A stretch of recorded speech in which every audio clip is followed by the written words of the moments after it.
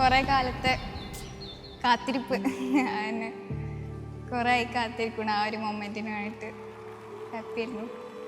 കണ്ണിൽ വെള്ളമൊക്കെ വന്നു. അൽഹംദുലില്ലാ എല്ലാം റാഹത്തായി. ഞങ്ങൾ പ്രതീക്ഷിച്ച പോലെ തന്നെ എല്ലാ പരിപാടിയും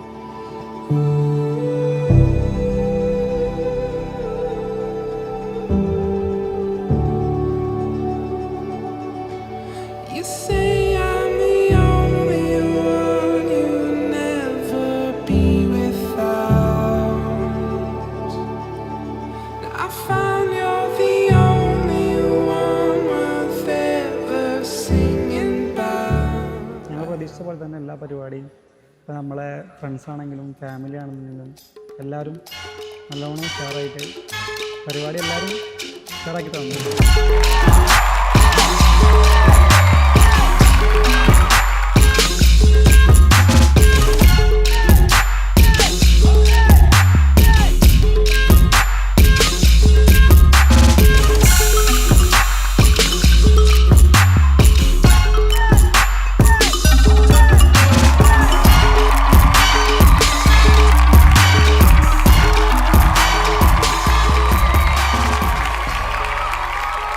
ഫസ്റ്റ് നമ്മൾ റിലേഷനൊന്നും നിന്നില്ല, ഫ്രണ്ട്സായിട്ടായിരുന്നു.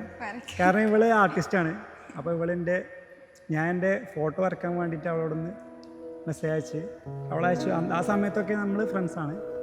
പിന്നെ പതിയെയാണ് ഇതിലേക്ക് വന്നത്.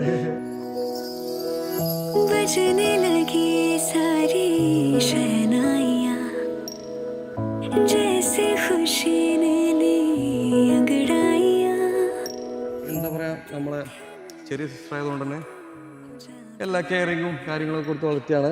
പിന്നെ നമ്മൾ ഓളായിട്ട് കണ്ടുപിടിച്ചത്. അപ്പോൾ ഞങ്ങൾ വളരെ എക്സൈറ്റഡ് ആണ്.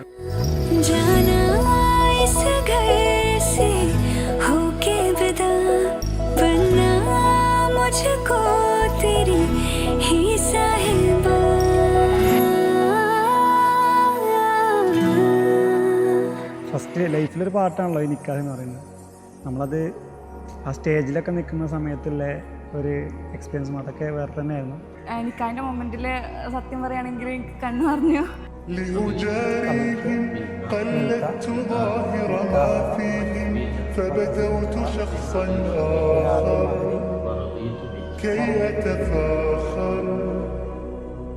وظننت أنا أني بذلك حزت غنى فوجدت أني خاسر فتلك مظاهر. Not just a family to me. ഞാൻ ഈ വീട്ടിലേക്ക് വന്നപ്പം തന്നെ she is my best friend. She is A best part of me. ഞങ്ങൾ ഭയങ്കര കമ്പനിയാണ്. ഒരിക്കലും ഓൻ്റെ അടുത്ത് ഒരു ലവ് മാരേജ് ഞങ്ങൾ പ്രതീക്ഷിച്ചിട്ടുണ്ടായില്ല. ഭയങ്കര എന്താ പറയാ, സിഗ്മ കളിച്ചിട്ട് സുപ്രഭാതത്തിൽ ലവ് അഫെയർ ഉണ്ട്. ഓൻ പറഞ്ഞതല്ല കേട്ടോ, കണ്ടുപിടിച്ചാണ്. ഞാൻ കണ്ടുപിടിച്ചാന്ന്.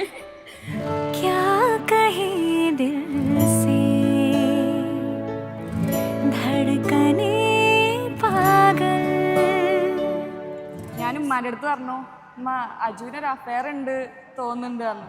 അപ്പൊ ഉമ്മ എന്തായാലും സമ്മതിക്കില്ലേ, അവൻ അങ്ങനെയൊന്നും ഇല്ല, ആളല്ല, അവനക്ക് അങ്ങനത്തെ ഒന്നും ഉണ്ടാവില്ല എന്നൊക്കെ പറഞ്ഞപ്പോൾ ഉമ്മ ഭയങ്കര സപ്പോർട്ട് തന്നെ.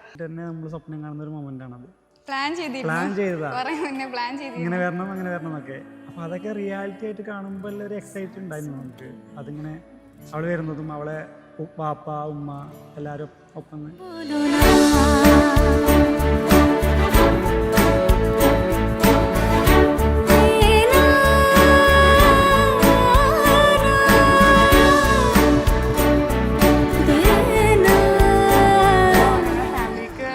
ഒരാളൂടെ വരാൻ പോവാണ്. അതിൻ്റെ സന്തോഷം. Dum